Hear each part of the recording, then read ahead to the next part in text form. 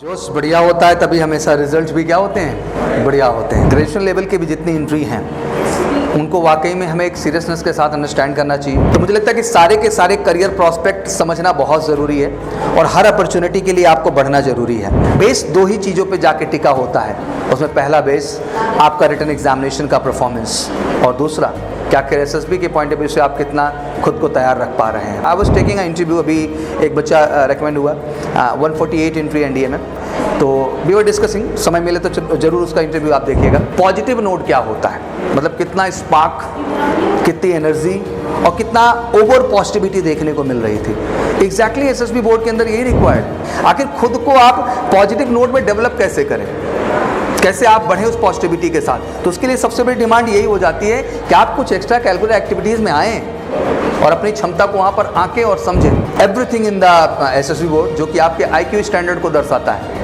उसका भी एक रिपोर्ट आता, यहाँ रिजल्ट चिपकता, आपको दिखाई देता कि आपकी OIR रैंक 1 है कि 2 है कि 3 है कि 4 है। तो रिजल्ट क्रिएट करने वाली जो झील चाहिए ना, जो आग चाहिए, वो अंदर लानी होगी भाई। और डायलॉग डिलीवरी से कुछ नहीं होने वाला है। मैं डायलॉग्स दे दूँगा तुम्हारा रिजल्ट आ जाएगा, फ्रॉड वाली बात है। और तुम डायलॉग दे दो कि तुम्हारा रिजल्ट आ जाएगा, ये भी फ्रॉड वाली बात है। एक कॉम्पिटिटर के तौर पे आप में हमेशा आग होनी चाहिए और आग ही आपको आगे सफलता देगी। पूरे देश को एक ही चीज़ मैं जगाने के लिए परेशान हो गया हूँ कि प्लीज़ अपना सच जानो, क्योंकि आपसे ज़्यादा आपको इस दुनिया में कोई जानता होता नहीं है। 1 2 3 प्लीज सिट डाउन। कैसे हैं आप लोग? बढ़िया। बढ़िया भी इतना स्लो बोलते हो, उसमें भी जोश हाई ही नहीं, मेरे को जोश स्लो दिखाई देता है। बढ़िया में तो जोश होना चाहिए, बढ़िया ना भाई। और जोश बढ़िया होता है तभी हमेशा रिजल्ट्स भी क्या होते हैं, बढ़िया होते हैं।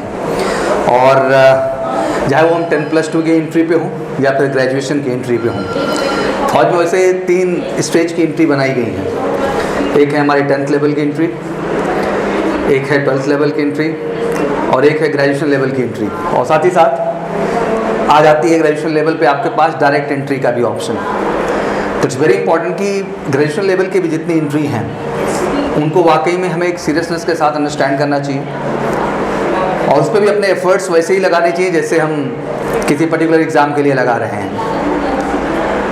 ऑब्वियसली फर्स्ट इंटरेक्टिव 10 अप्रैल के बाद से लगातार मिलने का जद्दोजहद चल रहा था कि आप लोगों से मुलाकातें हो पाए। सो यू कैन अंडरस्टैंड कि हाँ, आगे की जर्नी अब क्या है।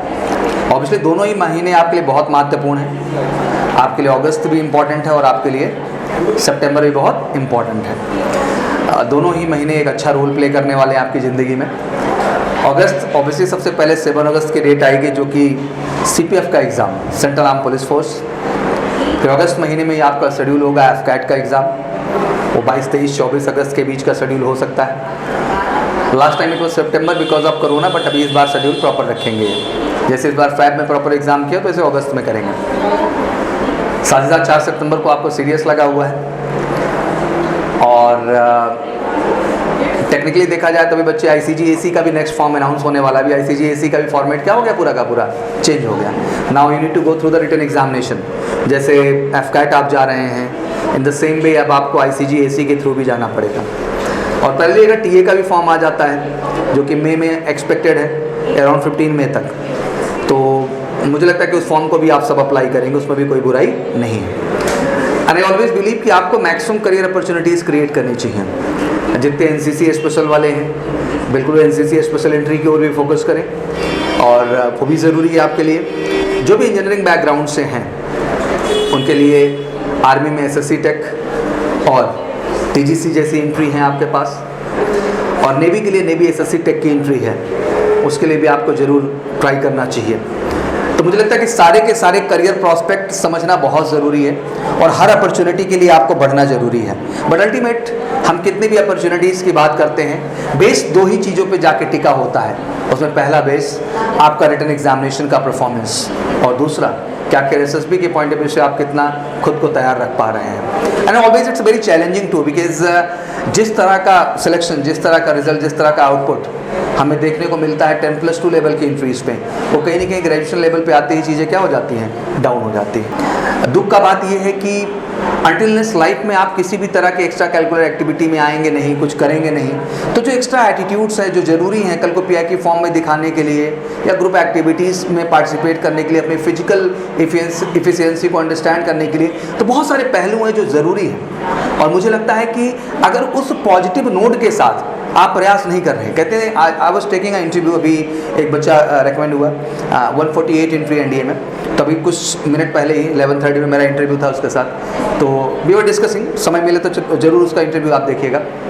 देखिएगा एक कैंडिडेट के अंदर पॉजिटिव नोट क्या होता है, मतलब कितना स्पार्क, कितनी एनर्जी और कितना ओवर पॉजिटिविटी देखने को मिल रही थी। एग्जैक्टली एसएसबी बोर्ड के अंदर यही रिक्वायर्ड कि हर तरह का टास्क, हर तरह का टेस्ट जो वहाँ पे हो रहा है उसमें एक ऐसी ही पर्सनालिटी की तो डिमांड है जो कि इधर से बिल्कुल साफ हो, क्लियर हो, ऑनेस्ट हो, अप टू द मार्क हो और बिल्कुल पॉजिटिव हो हर सिचुएशन को लेके, हर परिस्थिति को लेकर के। तो कंडीशन इज दैट कि आप आते बच्चा तो 1.6 किलोमीटर की एक रेस होती है, मुझे लगता है कि उस रेस का हिस्सा बनते, आप कर पाते नहीं कर पाते that is a different aspect, but एक अंदर खुशी मिलती है, कर लेते हैं तब भी, नहीं कर पाते हैं तो बच्चा एहसास होता है एटलीस्ट कि हम उस चीज़ को नहीं कर पाए।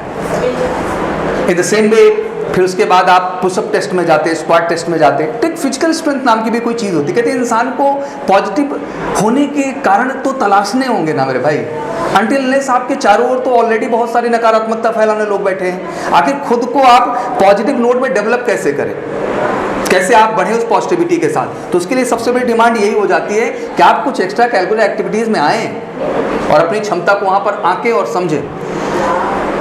इन द सेम वे जब आप OIR टेस्ट में बैठते हैं, OIR is all about everything in the SSB board, जो कि आपके IQ स्टैंडर्ड को दर्शाता है। उसका भी एक रिपोर्ट आता, यहाँ रिजल्ट चिपकता, आपको दिखाई देता कि आपकी OIR रैंक 1 है कि 2 है कि 3 है कि 4 है। क्या अपना सच जानने में इंटरेस्ट नहीं रहता क्या?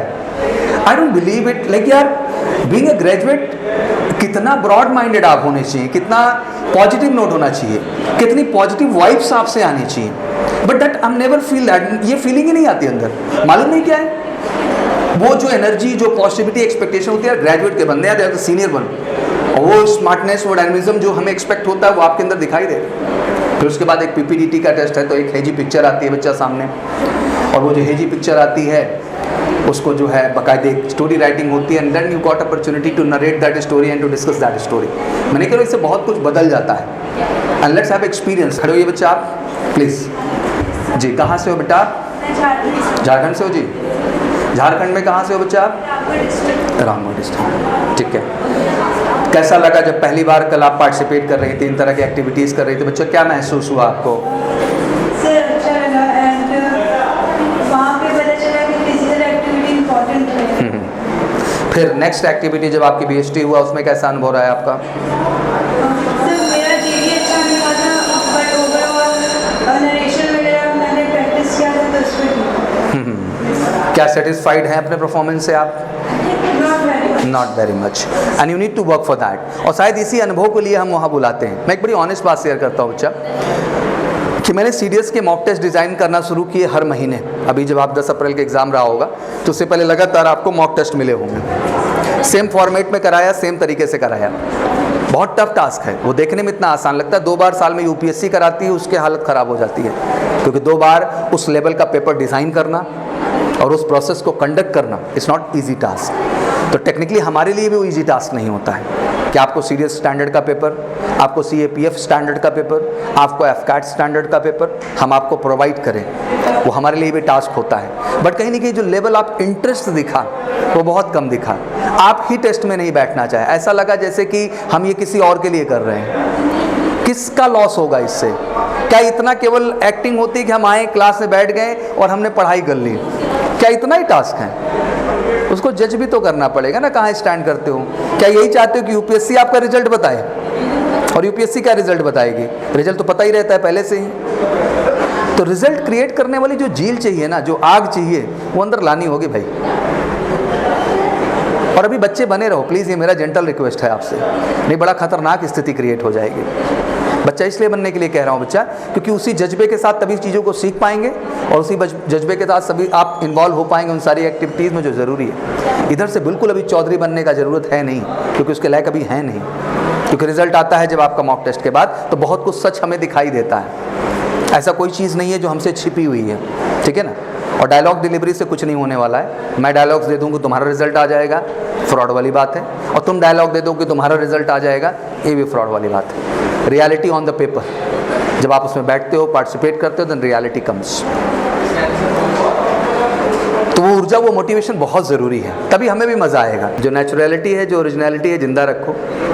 एक कॉम्पिटिटर के तौर पे आप में हमेशा आग होनी चाहिए, और आग ही आपको आगे सफलता देगी।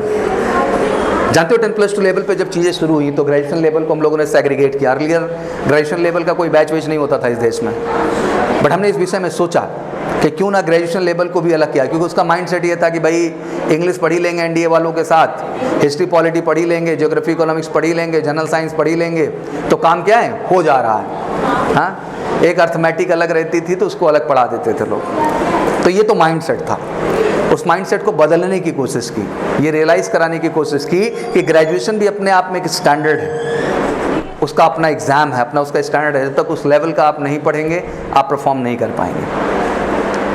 बहुत टफ था कन्विंस करना 10 to 4 के लिए।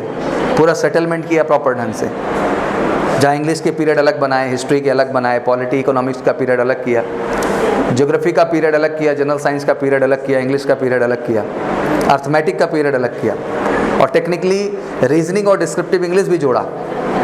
इसलिए जोड़ा कि एटलीस्ट एफकैट देने जा रहे हो तो आप रीजनिंग भी बैठ के क्या कर लो बच्चा, वहाँ पढ़ लो।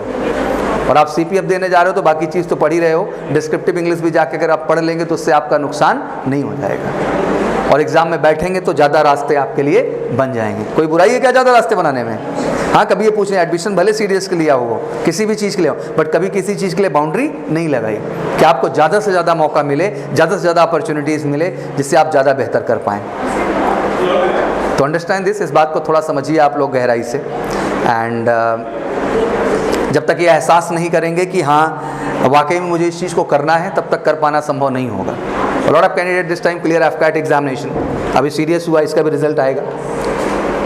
तो जो क्वालिफाई किए हैं बेटा, कहीं ना कहीं उनमें पोटेंशियल तो है, वो मेहनत भी करते हैं उसी सच्चाई और ईमानदारी के साथ, तभी रिजल्ट्स क्रिएट हुए हैं। तो उस बात का एहसास आपको भी करना ज़रूरी है। एंड बिल्कुल 4 सितंबर फोकस रहिए। जल्दी फिर से हम आपके मॉक टेस्ट के सीरीज़ शुरू करेंगे, जिसमें एफकैट भी लाएंगे, आपका सीपीएफ भी लाएंगे, सीडीएस भी लाएंगे, सारे एग्जाम्स के लाएंगे मॉक टेस्ट। बट आप लोग उसमें ज़रूर पार्टिसिपेट करिए। अगर आप बैठेंगे नहीं तो फिर इतना मेहनत करने का फ़ायदा क्या होगा? कि अपना सच नहीं जानना चाहते आप लोग? हाँ, पूरे देश को एक ही चीज़ मैं जगाने के लिए परेशान हो गया हूँ कि प्लीज़ अपना सच जानो, क्योंकि आपसे ज़्यादा आपको इस दुनिया में कोई जानता उनता नहीं है। डायलॉग्स कोई कुछ भी देता रहे, बट रियलिटी है कि कितने पानी में हम, कितना पोटेंशियल है सर, हमें कहाँ आता है कहाँ नहीं आता है, हम ही अवेयर हैं अपने आप को लेके सर। और मेहनत करके आप खुद को अच्छा बना पाएंगे। ऐसा भी मत सोचिएगा कि किसी और के वजह से चमत्कार हो जाएगा, इस भ्रम में कभी मत रहिएगा। क्योंकि कल को जब एग्ज़ाम में बैठेंगे, बिना आप बैठ के आए हैं, तो अनुभव तो यही होगा आपको एग्ज़ाम में बैठने के बाद रियलिटी से कि वहाँ जो क्वेश्चंस आए हैं वो करने किसको पड़ेंगे? आपको ही करने पड़ेंगे। कोई और आएगा क्या करने? नहीं। तो ये बड़ा ज़रूरी है। कितने लोगों ने सीडीएस का एग्ज़ाम दिया बच्चे? 10 अप्रैल वाला हाथ उठाएं। हाँ, कितना बच्चा? खड़े हो जाओ। कितना स्कोर जा रहा है आपका? 90+ है, ठीक है। रखना भी है, बहुत सारी कैलकुलेशन भी इसके अंदर है बच्चा। देखो केवल लक्ष्य रिटन एग्ज़ाम तक नहीं है, फाइनली हमें मेरिट इन भी होना है। तो हमारा स्कोर हमेशा ऐसा होना चाहिए कि हम बॉर्डर लाइन केसेस में ना हो, तभी जाके फाइनल मेरिट देखते हैं आप सीडीएस वगैरह की। अक्सर मैं यूट्यूब पे आता हूँ, पूरा डिटेल्ड बताता हूँ कि IMA का क्या है, INA का क्या है, AFA का क्या है, OTA का क्या है। तो उसका पूरा मार्किंग सिस्टम है एक तरीके से। तो रिटन का जितना अच्छा स्कोर होता है, SSB का उतना ही प्लस होकर मेरिट इन होने के चांसेस क्या होते हैं? बढ़ जाते हैं। तो ये बड़ा ज़रूरी है, ठीक है। 90 का स्कोर अगर एग्जैक्ट आपने आंसर की मिला लिया है तो 90 पे प्रीटी सिक्योर है। अगर 90 का स्कोर है बेटा तो फिर तो श्योर शॉट है, फिर कोई क्वेश्चन मार्क नहीं है। तो SSB के लिए कुछ करना स्टार्ट किया आपने? हाँ, कुछ नहीं कर रहे हैं?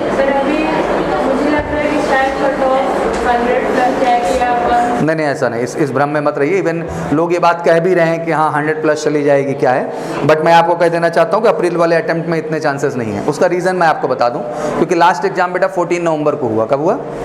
तो जो टाइम गैप है वो काफ़ी कम मिला है एग्जैक्टली, तो इतना हाई कट ऑफ जाने के चांसेस नहीं है। तो 90 अप टू 90 इज़ ओके, इतने के चांसेस पूरे के पूरे हैं। and obviously you need to focus for the next 4 September examination, but pहले start working on the SSB too, ठीक है ना। अभी आप SSB के एक आध बार ट्रेनिंग से गुजरे पूरी जर्नी से, अभी स्क्रीनिंग साइकोलॉजी GTO किसी चीज़ का एक्सपीरियंस नहीं है, इस बीच आपका गाइडेंस तो चल रहा था ना SSB,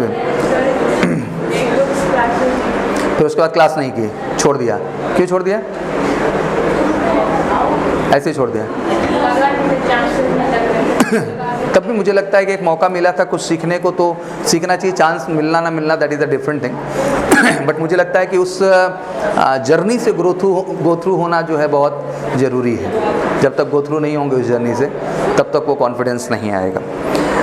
थोड़ा लाइफ में चार्म है, जैसे मतलब एक होता है ना जज्बा कि मुझे एग्ज़ाम करना है सर, किसी भी कीमत पे करना है, तो वो एनर्जी लेवल है अंदर, तो एनर्जी लेवल है तो काम करिए थोड़ा सा, क्योंकि 90 भी स्कोर बैड नहीं है, इट्स अ गुड स्कोर, ठीक है, चल बैठ जाइए।